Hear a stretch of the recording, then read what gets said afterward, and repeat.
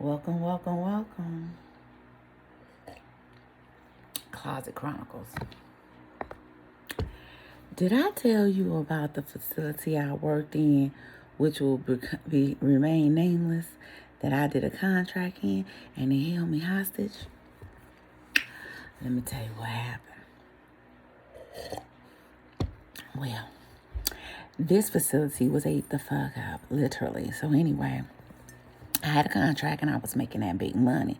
First of all, I should have known from the interview when the director of nursing told me, because you make that big money, you'll be working all units.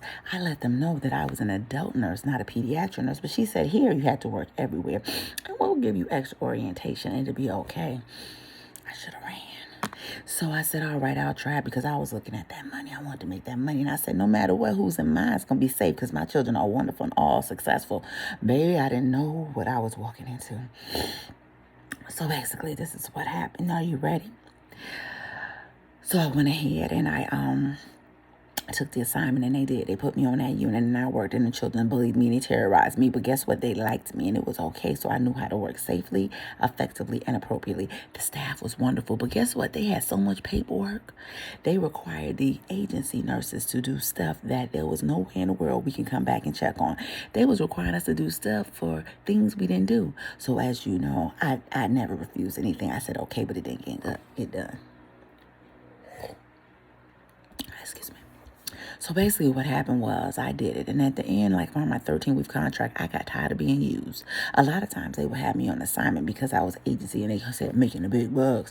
They would work me as a tech, meaning in a mental health hospital, you have to round every 15 minutes. I'm too old for that. If I wanted to round every 15 minutes, I would have signed up as a tech. I did not. I signed up as a nurse. So I told them I want to work as a nurse. So then they stopped teching me.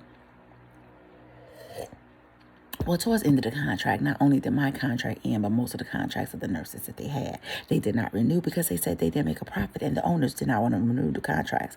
They came up with this slave contract that they were offering their nurses, not mine. I was outside agency.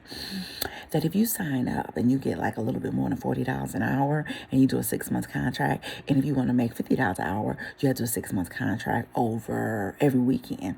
Basically, it was a slave contract. It was locking you in to no money and working in the plantation for little to nothing under stressful environments where they had only electronic medical record was for the medication pass, and the computer system was not really friendly, and everything else was on paper. When I tell you that I had a callus on my finger that had healed when EMR came, that was coming back, I was upset. The only thing I got out of here was having to go buy pretty pins, because you know how I roll. But other than that, I was not for the shenanigans. So I don't want to let y'all know, but I was at this facility and I went ahead and I made that money. And I worked one day where they watched me, the DON. Let me tell you about the type of people that's there. If you smoke, X this, X that, a defunct nurse, you can be there. Most of the nurses that were there, they either were there for convenience because it was close to home and they were stuck out there because it was far, far, far away. Other nurses were there because they had nowhere else to go because they weren't going to give up that smoking, or they had reentry issues. You did. So anyway, I was held hostage. I'm going to tell you how. Because they watched me 2 days. They had me pass all the meds on one of these other units. And then right before my break, they came to me and said, oh, we need you to go to another unit. The units with the A, B, C, or D. I said, well, I just passed meds over here and I'm going to take a break. And I'm comfortable. I did all the work over here. You know, you work like a dog your first 4 hours and you want to kind of mellow out to make sure everything you did was appropriate. Well, she said, well, I just need you. I had attitude. First of all, Gentile, you don't talk to me like that. So that was strike one. And I told her, you don't talk to me like that. When I went over to the other unit, they were tackling this big-ass woman, trying to give her a shot. And they allowed her to control the unit. Do you know, she said, I'm not going to take that shot. Although she tore the fucking place up, threatened their lives, kick somebody in the dick. Unless you give me a printout of what is in that information. Do you know this bitch stopped and gave her a printout of what was in that mandatory court-ordered shot? Strike two, I've never been assaulted, and all I do is work in mental health. You think I'm going to come over here for the extra money on a contract at your place for 13 weeks and get my ass kicked? Think again. So immediately at that point, I don't know what came over me, but it was a exuding headache, diarrhea, loss of everything. And I had to let them know I was sick. I had to go home. I couldn't go on. So they went through all this stuff. I said, I have a headache and can go on. I'd like to be talked to me. I feel endangered. So she went ahead and immediately called the director of nursing. This is the supervisor I'm talking about, and got her on the phone. And she said, listen, we have critical staffing shortages. Now, you can go home and do what you want, but I cannot release you to go home. I said, what are you trying to say? Are you trying to say I can go home if I want to, but if I go home, it's going to affect my license? I said, well, then I won't go home. And if you have critical staffing, why do you have 5 admissions coming? If you have critical staffing before the admissions are coming, why do you have 5 innocent people coming up here with no staffing, and the nurses up on the unit where the 5 patients are going to be admitted are getting their ass beat because of their lack of knowledge? But you got critical staffing. So she started stuttering and stammering. I said, I want to speak to the chief nurse. She said she's not available. I said, well, guess what? You're holding me hostage. I'm sick. I need a COVID test and I need to go to Concentra. I need to go to the clinic. I don't feel well. I'm a human being. I'm sick. She said, well, you can leave if you want to, but I can't authorize it. I said, oh, so I'm being held hostage. I said, I will not accept this assignment. I am refusing. But I will sit here in front of the camera until the end of my shift, and I will be here for the safety of the nurses because they're obviously getting their ass kicked. And I'm going to stay here in this children's unit where I was bullied. I'm not going to go into the fire. So I will be right here for the staff that's here and help them. And you have a supervisor. And she said something funny about, well, you can't just sit there. I said, you know what? Then I demand you to come in and walk me off the premises.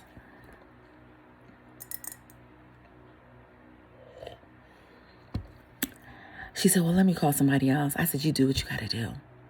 We were on speakerphone. I got my bag. I parked my chair at the front desk in front of the cameras. The nurses were dying laughing. And I sat there. The tech said, can you watch the hall for me while I do rounds? I said, no, I can't take an assignment. I can't even use my eyes. I'm actually visually impaired. I'm having a wave of emotions. I'm sick as a dog. I can infect these children. I can infect these patients. And I'm being held hostage. So as a hostage victim, because I haven't made alignments with my captors, I will sit here at the desk. At that moment, maybe moments later, a beautiful nurse came in, a sister, and she laughed. Said, why am I here? I said, oh. And another nurse said, look, some more people are coming. I said, oh. I demanded to be walked out. Now they're here to walk me out. I had 1 more day left in the contract. Tell you about desperation. We went into the med room. We talked about the situation. They apologized because I was sick at the beginning of the shift and they didn't give a fuck. All they cared about was their staffing needs. But unfortunately for you, I have no obligation to this facility except to work and to help. I'm from the agency, the pool, the outside. Hey, I'm here to help you, not hinder you, and you hope I do a good job. So she apologized for everything and said, if you don't feel good, I'm here to release you. I said, yes, I'm released to go home. She said, yes, you are. I said, you're here to take my assignment. She said, yes, I am. I'm here to support the supervisor. She needs a lot of support. She needed support. She got her ass kicked upstairs, too, and she tried to come get to me. The supervisor, the Gentile, tried to come get me, the Israelite, to come and support her, and then shit wasn't going down. Because I've never been assaulted, and I planned on leaving unassaulted. Patients love me, especially mentally ill patients, because I'm just as crazy as they are. I just never been caught. So she said, go ahead, go and get some rest, do what you got to do, and be back tomorrow. I said, these motherfuckers is crazy. I just showed my pure ass, and they said, come back tomorrow. What in the pure fuck? I went to the time clock on my way out. I saw this lady, call her a mule specialist, or whatever the name is, a house snitch. So I saw her, and I said, hey. I said, I'm punching out. I don't feel good. I need to go to Concentra. I'm sick. She said, what? I said, I don't even know if I can drive, but here's my ID and here are my keys, because I don't know what's going on. I'm sick. I'm not coming back tomorrow. I called my agency and told them I'm sick and how they treated me. And he took me off the assignment, said, we're so sorry, and he offered me another contract because I'm good. And there was only 1 day left. She said, wait right there. I said, what? Where? And she walked away. I crawled out of that place and got to my car and got home. What's the moral of the story? Don't be used. Be careful. If it don't feel right, it ain't right. All money ain't good money.